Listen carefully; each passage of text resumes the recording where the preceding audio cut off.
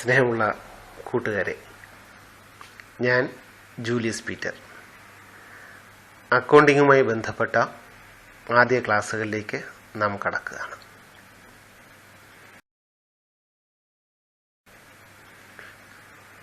നിങ്ങൾക്ക് ഇപ്പോൾ ഈ വീഡിയോയിൽ ഒരു വിൻഡോ കാണാം. അതിൽ ബാലൻസ് ഷീറ്റ് എന്ന് എഴുതിയിട്ടുണ്ട്. അതിന് താഴെയായി അസറ്റ്, ക്യാപിറ്റൽ, ലയബിലിറ്റി എന്നിവ കാണാം. അക്കൗണ്ടിങ് പഠിച്ചു തുടങ്ങുന്ന വിദ്യാർത്ഥികൾ സാധാരണ രീതിയിൽ ബാലൻസ് ഷീറ്റ് ആദ്യമേ പഠിക്കാറില്ല. പക്ഷെ ഞാൻ ഇത്തരത്തിലൊരു ക്ലാസ് നടത്താനാണ് ആഗ്രഹിക്കുന്നത്. എൻ്റെ അനുഭവങ്ങളുടെ അടിസ്ഥാനത്തിൽ ഞാൻ നേരത്തെ പറഞ്ഞതുപോലെ തന്നെ അക്കൗണ്ട്സ് ജോലി അന്വേഷിച്ച് വരുന്ന ഉദ്യോഗാർത്ഥികൾ ഒരു ഇന്റർവ്യൂവിനെ സമീപിക്കുമ്പോൾ ഒരുപക്ഷെ ചോദിച്ചിരിക്കാം, ബാലൻസ് ഷീറ്റ് തയ്യാറാക്കാൻ അറിയാമോ? ജോലി കിട്ടുകയാണ് നമ്മുടെ ലക്ഷ്യം എന്നുള്ളത് കൊണ്ട് അറിയാമെന്ന് നാം പറയുകയും ഒരുപക്ഷെ ജോലിക്ക് കയറി കഴിയുമ്പോഴാണ് നാം മനസ്സിലാക്കുന്നത് ബാലൻസ് ഷീറ്റ് എന്താണ്, അതിനകത്ത് വരുന്ന കാര്യങ്ങൾ എന്തൊക്കെയാണ് എന്നുള്ളത് അറിയാതെ തപ്പിത്തടയുകയും ചെയ്യുന്നത്. ബാലൻസ് ഷീറ്റ് എന്ന് പറയുമ്പോൾ ഒരു ഫൈനൽ അക്കൗണ്ടിനെ സംബന്ധിച്ച് അതിന്റെ പൂർണ്ണതയിലേക്ക് എത്തുക എന്നുള്ളതാണ്. ഒരു കമ്പനിയെ സംബന്ധിച്ച് അതിന് എത്ര ആസ്തിയുണ്ട്, അതിന് എത്ര ബാധ്യതയുണ്ട്, അതിന്റെ ക്യാപിറ്റൽ എത്ര എന്നൊക്കെ അറിയുന്നതിനുള്ള മാർഗമാണ് ബാലൻസ് ഷീറ്റ്. ഇതാണ് നാം സാധാരണ രീതിയിൽ സബ്മിറ്റ് ചെയ്യുന്നത്. ഒരു ബാങ്കിനായാലും ശരി, നമ്മുടെ ആസ്തി, നമ്മുടെ ബാധ്യതയൊക്കെ നമ്മൾ അറിയിക്കുന്നത് ബാലൻസ് ഷീറ്റിലൂടെയാണ് എന്നുള്ളതാണ്. ഞാൻ വീണ്ടും പറയുന്നു, ആദ്യ ക്ലാസ്സിൽ തന്നെ എന്തുകൊണ്ട് ബാലൻസ് ഷീറ്റ് പഠിക്കുന്നു എന്ന് ചോദിച്ചാൽ, നമുക്കറിയാം നാം ഒരു ഭവനം നിർമ്മിക്കുന്നു എന്നിരിക്കട്ടെ. നാം ആദ്യം എന്താ ചെയ്യുക? നാം ആദ്യം ആ ഭവനം നിർമ്മിക്കുന്നതിനാവശ്യമായ സ്ഥലം കാണും, പിന്നെ അളവെടുക്കും, കുറ്റിയടിക്കും, വാനം തോണ്ടും, ബെൽറ്റിടും. ബെൽറ്റ് കോൺക്രീറ്റ് ആവശ്യമാണെങ്കിൽ അതിനാണ് ബെൽറ്റ് ഇടുക, ബെൽറ്റ് കോൺക്രീറ്റ് ഇടും, അല്ലെങ്കിൽ ഫൗണ്ടേഷൻ ഇടും. പിന്നെ അതിന്റെ മുകളിലായിട്ട് നമ്മൾ ഭവനം അല്ലെ കെട്ടിത്തുടങ്ങും. ഇതൊക്കെ നാം പ്രാഥമികമായി ചെയ്യുമെങ്കിലും ഈ ഭവനം നിർമ്മിക്കുന്ന ആൾക്ക് അദ്ദേഹത്തിന് കൃത്യമായി അദ്ദേഹത്തിന്റെ ഭവനം എങ്ങനെയാണ്, അത് നിർമ്മിച്ചു വരുമ്പോൾ എങ്ങനെ ഇരിക്കുമെന്ന് കൃത്യമായി അദ്ദേഹത്തിന് അറിയാം, അതിന്റെ രൂപരേഖ. അതേപോലെയാണ് പ്രാഥമികമായി നാം അക്കൗണ്ട്സിന്റെ അടിസ്ഥാനപരമായ കാര്യങ്ങൾ പഠിച്ചു തുടങ്ങുമെങ്കിലും ബാലൻസ് ഷീറ്റ് എന്ത് എന്നതിന്റെ ഒരു രൂപരേഖയെങ്കിലും നമ്മുടെ മനസ്സിനകത്ത് ഉണ്ടാകണം. അതിനു വേണ്ടിയിട്ടാണ് പ്രാഥമിക ക്ലാസ്സിൽ തന്നെ ബാലൻസ് ഷീറ്റ് എന്ത് എന്നുള്ളതിനെ കുറിച്ച് ജസ്റ്റ് ഒരു രൂപരേഖ നിങ്ങളുടെ മുന്നിൽ അവതരിപ്പിക്കാൻ ആഗ്രഹിക്കുന്നത്. ഞാൻ നേരത്തെ പറഞ്ഞതുപോലെ നോക്കൂ, ഇതിനകത്ത് ബാലൻസ് ഷീറ്റ് എന്ന് എഴുതിയിട്ടുണ്ട്, അവിടെ അസറ്റ് ഉണ്ട്, പിന്നെ ആ മഞ്ഞ കോളത്തിൽ ഇങ്ങനെ ഇൻഡു മാർക്ക് ഇട്ടിട്ടുണ്ട്. അത് കാണാം, ഇൻഡു മാർക്ക് കാണാം ഇവിടെ. അവിടെ നമ്മുടെ അസറ്റ് എത്രയാണോ അത് എഴുതും, പിന്നെ ക്യാപിറ്റൽ, ലയബിലിറ്റി അത് എഴുതും. ബാലൻസ് ഷീറ്റ് എന്ന് പറയുമ്പോൾ ഈ വാക്കുകൾ കൊണ്ട് തന്നെ സൂചിപ്പിക്കുന്നത് ബാലൻസ് ഷീറ്റ് അല്ലേ, ബാലൻസ് ചെയ്യുന്ന ഷീറ്റ്. നമ്മൾ ഒരു ത്രാസ് എടുത്തു കഴിഞ്ഞാൽ അതിന്റെ ഒരു ഭാഗത്ത് അസറ്റും മറ്റൊരു ഭാഗത്ത് ക്യാപിറ്റലും ലയബിലിറ്റിയും വയ്ക്കുമ്പോൾ അത് ബാലൻസ് ചെയ്യണം. അതേപോലെയാണ് ഈ ബാലൻസ് ഷീറ്റിന്റെ ഒരു ഘടന. ഒരു ഭാഗത്ത് അസറ്റ്, മറ്റൊരു ഭാഗത്ത് ക്യാപിറ്റൽ, പിന്നെ ലയബിലിറ്റി. നമുക്ക് അടുത്തൊരു വീഡിയോ ഇതിനകത്ത് കാണുന്നു. ഞാൻ ഇതിനകത്ത് ചെറിയ തുക കൊടുക്കുകയാണ്. അസറ്റിന് ഞാനൊരു 7 രൂപ ആയിരുന്നു. ടോട്ടൽ അസറ്റ് 7 കണ്ടു. ഇതിന്റെ ലയബിലിറ്റി 4 കാണാം. ഇതിനകത്ത് ലയബിലിറ്റി 4. അസറ്റിൽ നിന്നും ലയബിലിറ്റി കുറച്ച് എത്ര കിട്ടുന്നുവോ അതിനെയാണ് ക്യാപിറ്റൽ എന്ന് പറയുന്നത്. അത് ഇവിടെ കാണുന്നത് 3. അപ്പൊ ടോട്ടൽ അസറ്റ് 7, നമ്മുടെ ലയബിലിറ്റി 4, ക്യാപിറ്റൽ 3. ഇതിപ്പോ 4, 3, 7 എന്ന് നമ്മൾ വളരെ ലളിതമായി പറയുന്നത് പോലെ തന്നെ അക്കൗണ്ട്സ് പഠിക്കുന്നതും വളരെ ലളിതമാണ്. ഇതിനകത്ത് നിങ്ങൾക്ക് ഞാനിപ്പോൾ 7, 4, 3 ഇട്ടെന്നേ ഉള്ളൂ. തുകകൾ എത്ര വേണമെങ്കിലും കൂട്ടാം. അപ്പൊ ഇവിടെ ഞാൻ നേരത്തെ പറഞ്ഞു, അസറ്റ് ക്യാപിറ്റൽ ലയബിലിറ്റി. അസറ്റ് ഞാൻ ടോട്ടൽ ഒരിടത്ത് എഴുതി, ക്യാപിറ്റലും ലയബിലിറ്റിയും മറ്റൊരിടത്ത് എഴുതി. ഇത് അർത്ഥമാക്കുന്നത് asset is equal to capital plus liability. അഥവാ ക്യാപിറ്റൽ എന്ന് പറയുന്നത് അസറ്റ് മൈനസ് ലയബിലിറ്റി. ഇത് കൃത്യമായി നിങ്ങളുടെ മനസ്സിനകത്ത് ഉണ്ടാകേണ്ടുന്ന ഒരു ഫോർമുലയാണ്. അസറ്റ് എന്ന് പറയുന്നത് ഒരാളെ സംബന്ധിച്ച് അല്ലെങ്കിൽ ഒരു ബിസിനസിനെ സംബന്ധിച്ച് അതിന്റെ സമ്പാദ്യം, ടോട്ടൽ സമ്പാദ്യം എന്ത് എന്നുള്ളതാണ്. സമ്പാദ്യം എന്ന് പറഞ്ഞാൽ സമ്പാദ്യമല്ല, ആസ്തി, ക്ഷമിക്കുക, ആസ്തി, ടോട്ടൽ അദ്ദേഹത്തിന്റെ ആസ്തി. ഒരുപക്ഷെ അദ്ദേഹത്തിന് നല്ലൊരു വീട് കാണാം, നിറയെ കാശ് കാണാം, ബാങ്കിൽ അക്കൗണ്ട് ബാലൻസ് ഒരുപാട് ഉണ്ടാകാം, വാഹനങ്ങൾ ഉണ്ടാകാം, ഫർണിച്ചേഴ്സ് ധാരാളം ഉണ്ടാകാം. ഇതൊക്കെയാണ് അസറ്റ്. പക്ഷെ ഇത് മാത്രം കണ്ടുകൊണ്ട് അദ്ദേഹം ഒരു ധനവാനാണ്, അദ്ദേഹം ധാരാളം സമ്പാദ്യമുള്ള ഒരാളാണ് എന്ന് വിലയിരുത്താൻ നമുക്ക് കഴിയില്ല. അയാളുടെ ബാധ്യത കൂടെ നമ്മൾ കാണണം. അതിനാണ് ലയബിലിറ്റി എന്ന് പറയുന്നത്. ആ ലയബിലിറ്റി അദ്ദേഹം ഒരുപക്ഷെ വീട് നിർമ്മിച്ചത് അല്ലെങ്കിൽ അതിന് വാഹനം വാങ്ങിയത് ഇതൊക്കെ ലോൺ എടുത്തിട്ടുണ്ടാകാം, അല്ലെങ്കിൽ മറ്റാരെങ്കിലൊക്കെ കടം കൊണ്ട കാശാകാം. അതൊക്കെയെല്ലാം തിരിച്ചു കൊടുക്കേണ്ടതാണ്. അപ്പോൾ ഒരാളുടെ ടോട്ടൽ അസറ്റിൽ നിന്നും അല്ലെങ്കിൽ ആകെയുള്ള അദ്ദേഹത്തിന്റെ ആസ്തിയിൽ നിന്നും അദ്ദേഹത്തിന് കൊടുക്കാനുള്ള കാശ്, ആകെയുള്ള ബാധ്യത കുറയ്ക്കുമ്പോൾ കിട്ടുന്നതാണ് ക്യാപിറ്റൽ. ക്യാപിറ്റൽ എന്ന് പറയുന്നത് ബിസിനസ് രംഗത്ത് നാം അതിനെ ക്യാപിറ്റൽ എന്ന് പറയുമെങ്കിലും നമ്മുടെ വ്യക്തിപരമായ കണക്കുകൾ എടുക്കുമ്പോൾ അതിനെ നെറ്റ് വർത്ത് വാല്യൂ എന്ന് പറയും. ടോട്ടൽ അസറ്റിൽ നിന്നും ടോട്ടൽ ലയബിലിറ്റി അഥവാ ടോട്ടൽ ആസ്തിയിൽ നിന്നും നമ്മുടെ ആകെയുള്ള ബാധ്യത കുറയ്ക്കുമ്പോഴാണ് നമുക്ക് നെറ്റ് വർത്ത് വാല്യൂ ലഭിക്കുന്നത്. ഈ വീഡിയോയിൽ ഞാൻ അതിന്റെ ഫോർമുല എഴുതിയിരിക്കുന്നു. ഫോർമുല എന്ന് പറയുന്നതാണ് capital is equal to asset minus liability. അതായത് ക്യാപിറ്റൽ അതായത് നമ്മുടെ നെറ്റ് വർത്ത് വാല്യൂ അഥവാ നമുക്ക് എന്തുണ്ട് ബിസിനസ് രംഗത്ത് നമ്മുടെ ക്യാപിറ്റലിന്റെ മൂല്യം എന്ന് പറയുന്നത് അസറ്റ്. എന്താണ്? Total asset minus liability. അഥവാ അസറ്റ് എന്ന് പറയുന്നത് ക്യാപിറ്റൽ പ്ലസ് ലയബിലിറ്റി. ഇത് നിങ്ങളുടെ മനസ്സിനകത്ത് നിർബന്ധമായും നമ്മൾ ഏത് സമയത്ത് അക്കൗണ്ടിങ് സംബന്ധിക്കുന്ന ഏത് ഇക്വേഷനിലും ഏത് സമയത്തും നാം ഓർമ്മിച്ചിരിക്കേണ്ട ഒരു സംഭവമാണ് capital is equal to asset minus liability. അഥവാ അസറ്റ് എന്ന് പറയുന്നത് ക്യാപിറ്റൽ പ്ലസ് ലയബിലിറ്റി. ഈ മൂന്ന് സംഭവങ്ങളുമില്ലാതെ ബാലൻസ് ഷീറ്റിനകത്ത് ഒന്നും തന്നെ വരില്ല. ഞാൻ ഈ വീഡിയോ ഒന്നുകൂടെ കാണിച്ചു തരാം. ഇതിനകത്ത് അസറ്റും ക്യാപിറ്റലും ലയബിലിറ്റിയും ഇത് മൂന്നുമല്ലാതെ ബാലൻസ് ഷീറ്റിനകത്ത് ഒന്നും വരത്തില്ല. അതുകൊണ്ട് ഈ ഫോർമുല കൃത്യമായി നാം മനസ്സിലാക്കിയിരിക്കുക. അതിന്റെ ക്യാപിറ്റൽ എന്ന് പറയുന്നത് അസറ്റിൽ നിന്നും ലയബിലിറ്റി കുറയ്ക്കുന്നത്.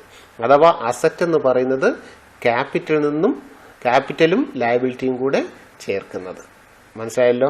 മനസ്സിലായി എന്ന് ഞാൻ കരുതുന്നു. അപ്പോ ഈ അസറ്റ് ഞാൻ നേരത്തെ കുറച്ച് ഉദാഹരണങ്ങൾ പറഞ്ഞു, എങ്കിലും നമ്മുടെ അറിവിലേക്ക് വേണ്ടി ഞാൻ ഇന്നത്തെ ഈ വീഡിയോയിൽ എഴുതി കാണിക്കുകയാണ്. അസറ്റ് എന്ന് പറയുന്നത് ക്യാഷ് ഇൻ ഹാൻഡ്. നമ്മുടെ പോക്കറ്റിൽ നമ്മളൊരാളെ കാണുമ്പോൾ അയാൾ നിറയെ കാശുള്ള ഒരാളാണ്, അയാളുടെ കയ്യിൽ എപ്പോഴും കാശുണ്ട്. അയാളുടെ കയ്യിൽ എന്തുണ്ട് എന്നുള്ളതാണ് ക്യാഷ് ഇൻ ഹാൻഡ്. അയാളുടെ കയ്യിൽ എത്ര കാശുണ്ട് എന്നുള്ളതാണ് അയാളുടെ ഈ ആസ്തി കാണിക്കുന്ന ക്യാഷ്. അതേപോലെ അദ്ദേഹത്തിന് എന്ത് ബാങ്ക് ബാലൻസ് ഉണ്ട്, ക്യാഷ് അറ്റ് ബാങ്കിൽ എന്തെങ്കിലും കാശുണ്ടെങ്കിൽ അത് അസറ്റിൽ വരുന്നതാണ്. അതുപോലെ ബിൽഡിംഗ് എന്ന് പറയുമ്പോൾ നമുക്കറിയാം, ഹൗസോ അല്ലെങ്കിൽ അതുമായിട്ട് ബന്ധപ്പെട്ട അല്ലെങ്കിൽ ഒരു ബിസിനസ് നടത്തുന്ന ആളാണെങ്കിൽ അദ്ദേഹത്തിന് സ്വന്തമായി പ്ലാന്റ് അല്ലെങ്കിൽ അതെന്തെങ്കിലും ഉണ്ടെങ്കിൽ അത് ബിൽഡിംഗ്. പിന്നെ വെഹിക്കിൾ, കാറാകാം, മറ്റെന്തെങ്കിലുമൊക്കെ വെഹിക്കിളാകാം. ഫർണിച്ചർ ആൻഡ് ഫിക്ചേഴ്സ്, ഇതൊക്കെ കുറച്ച് ഉദാഹരണങ്ങൾ മാത്രം എഴുതിയതാണ് അസറ്റിനെ സംബന്ധിക്കുന്ന ഉദാഹരണങ്ങൾ. ഇത് ലയബിലിറ്റിയിൽ വരുന്നതോ ഹൗസിംഗ് ലോൺസ്, അല്ലേ? വായ്പ എടുക്കുക, വീട് വയ്ക്കുന്നതിന് വേണ്ടിയിട്ട് നമ്മൾ വായ്പ എടുത്ത തുക ഉണ്ടെങ്കിൽ അത്. വെഹിക്കിൾ ലോൺസ്, വാഹനം വാങ്ങുന്നതിന് വേണ്ടിയിട്ട് നാം വായ്പ എടുത്തിട്ടുള്ള തുക. ലോൺസ് എന്ന വായ്പ അല്ലേ, എടുത്തിട്ടുള്ള തുക. പിന്നെ പേയബിൾസ് എന്ന് വെച്ചാൽ എന്താണ്? കടം കൊടുക്കാനുള്ളത്, അല്ലേ? ആർക്കെങ്കിലും കാശ് കൊടുക്കാനുണ്ടെങ്കിൽ അതിന് ഞാൻ പേയബിൾസ് എന്ന് പറയും. പേയബിൾ, ആർക്കെങ്കിലും കൊടുക്കാനുണ്ടെങ്കിൽ. അപ്പം നമ്മുടെ ബാധ്യത എന്ന് പറയുന്നത് ഈ ഗണത്തിൽ വരുന്ന സംഭവങ്ങളാണ്. അപ്പം അസറ്റ് ഞാൻ പറഞ്ഞു cash in hand, cash at bank, building, vehicle, furniture and fixtures, plant and machinery, ഇതേപോലെ സംഭവങ്ങളൊക്കെ ഉണ്ട്. നമ്മൾ ക്യാഷായിട്ട് രൂപാന്തരപ്പെടുത്താവുന്ന എന്തെങ്കിലും വസ്തുവകകളോ ഉണ്ടെങ്കിൽ അതിനെ നമ്മൾ അസറ്റ് എന്ന് പറയും. മനസ്സിലായല്ലോ? ക്യാഷ് അല്ലെങ്കിൽ ആ ക്യാഷുമായിട്ട് രൂപാന്തരപ്പെടുത്താൻ പറ്റുന്ന എന്തുണ്ടെങ്കിലും അതിനെ അസറ്റ് എന്ന് പറയും. പിന്നെ ലയബിലിറ്റി എന്ന് വെച്ചാൽ ബാധ്യത, നമുക്ക് കൊടുക്കാനുള്ളത്, അതൊക്കെയാണ് ബാധ്യത, കടമായിട്ട് നമുക്ക് കൊടുക്കാനുള്ളത്. അപ്പം ഞാൻ നേരത്തെ പറഞ്ഞൊരു ഫോർമുലയുണ്ട്, അസറ്റിൽ നിന്നും ലയബിലിറ്റി അത് കുറയ്ക്കുമ്പോഴാണ് നമുക്ക് എന്ത് കിട്ടുന്നത്, ക്യാപിറ്റൽ കിട്ടുന്നത്. മനസ്സിലായല്ലോ? ഇവിടെ ഈ ഇതിനകത്ത് അസറ്റിന് ഞാനൊരു വാല്യൂ കൊടുക്കുകയാണ് കുറച്ച്. നമ്മൾ നേരത്തെ പറഞ്ഞ ഫോർമുലയായിരുന്നു, അസറ്റിൽ നിന്ന് ലയബിലിറ്റി കുറയ്ക്കുമ്പോൾ ക്യാപിറ്റൽ. ഇത് ഞാൻ കുറച്ച് വാല്യൂ കൊടുക്കുന്നു എന്ന് കരുതുന്നു.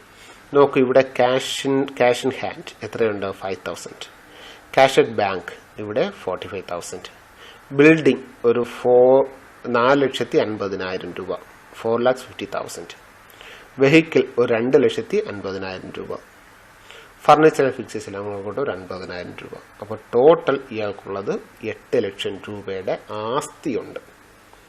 ക്യാഷ് ഇൻ ഹാൻഡ് കയ്യിലുള്ള 5,000 രൂപ, ക്യാഷ് അറ്റ് ബാങ്ക് 45,000 രൂപ, ബിൽഡിംഗ് ഒരു 4,50,000 രൂപയുടെ ബിൽഡിംഗ്, വെഹിക്കിൾ 2,50,000, ഫർണിച്ചർ ഫിക്സേഴ്സ് 50,000 രൂപ. ഞാൻ ഇട്ടിരിക്കുന്ന ഒരു വാല്യൂ ആണ്, നിങ്ങൾക്ക് അതിനെ തിരുത്താം, വേറെ ഏതെങ്കിലും വാല്യൂ ഇടണമെങ്കിൽ ഇടാം. എങ്കിലും ടോട്ടൽ ആസ്തി ഇയാൾക്ക് 8 ലക്ഷം രൂപ. നമ്മുടെ അസറ്റ് 8 ലക്ഷം രൂപ. നോക്കൂ, ടോട്ടൽ ലയബിലിറ്റി നോക്കൂ, അദ്ദേഹത്തിന് ഹൗസിംഗ് ലോൺസ്, അയാൾ ആ വീട് വെച്ചിരിക്കുന്നത് 3 ലക്ഷം രൂപ ലോൺ എടുത്തിട്ടുണ്ട്. ലോൺ എടുത്തിട്ട് കൂടിയാണ് അദ്ദേഹം വീട് വെച്ചത്. അതുകൊണ്ട് 3 ലക്ഷം രൂപ ആ ലോൺ ഇനത്തിൽ, വീടിന്റെ വായ്പ ഇനത്തിൽ കൊടുക്കാനുണ്ട്. ബാധ്യതയില്ലേ അദ്ദേഹത്തിന്? ബാധ്യതയാണ്. പിന്നെ ഉള്ളത് വെഹിക്കിൾ ലോൺ, വണ്ടി വാങ്ങിച്ചതും ലോൺ എടുത്തിട്ടാണ്, അതിനൊരു 2 ലക്ഷം രൂപ അതും കൊടുക്കാനുള്ളതാണ്. പിന്നെ നാട്ടുകാരിൽ നിന്നൊക്കെ ഒരു കടം എടുത്തത് ഒരു 1 ലക്ഷം രൂപ, അത് കൊടുക്കാനാണ്, പേയബിൾ. അങ്ങനെ 6 ലക്ഷം രൂപയുടെ ലയബിലിറ്റി അഥവാ 6 ലക്ഷം രൂപയുടെ ബാധ്യത അദ്ദേഹത്തിനുണ്ട്. മനസ്സിലായല്ലോ? നമുക്ക് 8 ലക്ഷം രൂപയുടെ ആസ്തി അയാൾക്കുണ്ടായിരുന്നു. ഇപ്പോൾ ഉള്ളത് 6 ലക്ഷം രൂപയ്ക്ക് ബാധ്യതയുണ്ട്. അപ്പം 8 ലക്ഷം രൂപയുടെ ആസ്തിയിൽ നിന്നും 6 ലക്ഷം രൂപയുടെ ബാധ്യത കുറച്ചാൽ കിട്ടുന്നത് എന്താണ്? ഞാൻ പറഞ്ഞു, asset minus liability is equal to capital. അപ്പൊ ഇവിടെ അസറ്റ് 8 ലക്ഷം രൂപയുണ്ട്, ക്യാപിറ്റൽ 6 ലക്ഷം രൂപയുണ്ട്. പിന്നെ ഉള്ളത്, അസറ്റ് 8 ലക്ഷം രൂപയുണ്ട്, ലയബിലിറ്റി 6 ലക്ഷം രൂപയുണ്ട്. അപ്പോൾ അസറ്റിൽ നിന്നും ലയബിലിറ്റി കുറച്ചാൽ കിട്ടുന്നത് എന്താണ്? ക്യാപിറ്റൽ. ക്യാപിറ്റൽ എത്രയാണ്? 2 ലക്ഷം രൂപ. ഇവിടെയുള്ള 8 ലക്ഷം രൂപയിൽ നിന്നും ടോട്ടലുള്ള ആസ്തി 8 ലക്ഷം രൂപയിൽ നിന്നും ടോട്ടലുള്ള ബാധ്യത 6 ലക്ഷം രൂപ കുറച്ചപ്പോൾ അദ്ദേഹത്തിന് കിട്ടിയത് എന്താണ്? ക്യാപിറ്റൽ 2 ലക്ഷം രൂപ. ഇതാണ് അദ്ദേഹത്തിന്റെ മൂല്യം. നമ്മൾ പറഞ്ഞ ഫോർമുല, ഞാൻ ഫോർമുല എന്ന് പറയുന്നത് നിങ്ങളുടെ മനസ്സിൽ തന്നെ ഇട്ടിരിക്കണം. എന്താണത്? Total asset minus total liability is equal to capital, അഥവാ asset is equal to capital plus liability. ഇത് നമുക്ക് ഞാനൊരു ബാലൻസ് ഷീറ്റിന്റെ പൂർണ്ണതയിലേക്ക് അടുത്ത വീഡിയോ എടുക്കുകയാണ്. നോക്കൂ, ബാലൻസ് ഷീറ്റ് എന്ന് എഴുതി, പർട്ടിക്കുലർ എന്ന് എഴുതി, അവിടെ എമൗണ്ട് കൊടുത്തു. എമൗണ്ടും എല്ലാം എഴുതിയിട്ട് ഞാൻ നേരത്തെ വച്ചത് തന്നെ ഒരു ബാലൻസ് ഷീറ്റിന്റെ ഒരു പൂർണ്ണതയിലേക്ക് ഞാൻ ഇത് കാണിച്ചിരിക്കുകയാണ്. നോക്കൂ, ഇവിടെ നമുക്ക് അസറ്റ് കാണാം. അസറ്റിനകത്ത് ഞാൻ നേരത്തെ പറഞ്ഞ cash in hand, cash at bank, building, vehicle, furniture.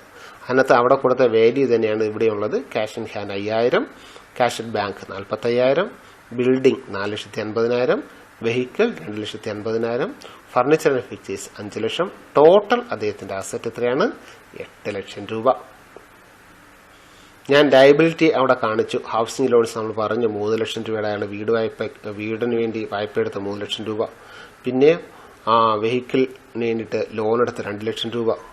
പിന്നെയോ നാട്ടിൽ കൊടുക്കാനുള്ള അയൽവാസിയിൽ നിന്നൊക്കെ കടം മേടിച്ച 1 ലക്ഷം രൂപ. അങ്ങനെ 6 ലക്ഷം രൂപയുടെ അയാളുടെ ബാധ്യതയുണ്ട്. അപ്പം 8 ലക്ഷം രൂപയുടെ ആസ്തിയിൽ നിന്നും അസറ്റിൽ നിന്നും 6 ലക്ഷം രൂപ ക്യാപിറ്റൽ കുറച്ച് കഴിഞ്ഞാൽ അദ്ദേഹത്തിന് 6 ലക്ഷം രൂപയുടെ ലയബിലിറ്റി കുറച്ച് കഴിഞ്ഞാൽ അദ്ദേഹത്തിന് 2 ലക്ഷം രൂപ ക്യാപിറ്റൽ. ഇത് ബാലൻസ് ആയില്ലേ? Total asset is equal to capital plus liability. ഇവിടെ 8 ലക്ഷം രൂപ, ഇവിടെ 8 ലക്ഷം രൂപ. ഇതാണ് ബാലൻസ് ഷീറ്റ്. മനസ്സിലായി എന്ന് കരുതുന്നു. നമ്മൾ അക്കൗണ്ടിങ്ങുമായിട്ട് ബന്ധപ്പെട്ട ക്ലാസ്സുകളിലേക്ക് പോകുമ്പോൾ നമ്മുടെ മനസ്സിനകത്തുണ്ടാകേണ്ടുന്ന ഒരു ഫിഗറാണ് ഈ ബാലൻസ് ഷീറ്റ്. ബാലൻസ് ഷീറ്റിനകത്ത് വരുന്ന സംഭവങ്ങൾ ആകെ വരുന്ന 3 സംഭവങ്ങളേ ഉള്ളൂ: അസറ്റും, ലയബിലിറ്റിയും, ക്യാപിറ്റൽ. ഇത് മൂന്നുമല്ലാതെ ബാലൻസ് ഷീറ്റിനകത്ത് വേറെ ഒരു സംഭവം വരുന്നില്ല. പിന്നെ ഇതിന്റെ എന്താ പറയുക, ഇതുമായിട്ട് ബന്ധപ്പെട്ട് ഇനി ഇതിന്റെ ഫിഗറിലേക്ക് എത്തുന്ന കാര്യങ്ങളൊക്കെ നമ്മൾ പഠിക്കുന്നേ ഉള്ളൂ. ഡെബിറ്റ് ആയാലും ക്രെഡിറ്റ് ആയാലും ജേണൽ എൻട്രീസ് ആയാലും ലെഡ്ജർ ആയാലും അഡ്ജസ്റ്റ്മെന്റ് ആയാലും അതൊക്കെ വളരെ ഈസി ആയിട്ട് നമുക്ക് പഠിക്കാൻ പറ്റും. അപ്പൊ എന്തായാലും ബാലൻസ് ഷീറ്റിനകത്ത് വരുന്നത് അസറ്റ്, ക്യാപിറ്റൽ, ലയബിലിറ്റി. അപ്പൊ asset is equal to capital plus liability. ഇത് നിങ്ങളുടെ മനസ്സിനകത്തുണ്ടാകണം. എന്നാൽ ക്യാപിറ്റൽ എന്ന് പറയുന്നത് അസറ്റ് മൈനസ് ലയബിലിറ്റി. ക്യാപിറ്റൽ എന്ന് പറയുന്നത് അസറ്റ് മൈനസ് ലയബിലിറ്റി, അഥവാ അസറ്റ് എന്ന് പറയുന്നത് ക്യാപിറ്റൽ പ്ലസ് ലയബിലിറ്റി. നാം ഒരു ത്രാസ് എടുത്ത് വെച്ച് കഴിഞ്ഞാൽ അതിന്റെ ഒരു തട്ടിൽ അസറ്റും മറ്റേ തട്ടിൽ ക്യാപിറ്റലും ലയബിലിറ്റിയും കൂടെ ചേർന്നതാണ് ബാലൻസ് ഷീറ്റ്. മനസ്സിലായല്ലോ? നിങ്ങൾ മനസ്സിലായെന്ന് വിശ്വസിക്കുന്നു. നിങ്ങൾക്ക് എല്ലാവർക്കും മംഗളങ്ങൾ നേരുന്നു. എന്റെ ക്ലാസ് ഇഷ്ടപ്പെട്ടെങ്കിൽ ഇത് നിങ്ങൾ ലൈക്ക് ചെയ്യണം. അടുത്ത ക്ലാസ്സുകളിൽ കേൾക്കാൻ ഇൻട്രസ്റ്റഡ് ആകണം എന്ന് ഞാൻ കരുതുന്നു. അഭിപ്രായങ്ങൾ അറിയിക്കണം. എല്ലാവർക്കും എന്റെ നന്ദി, നമസ്കാരം.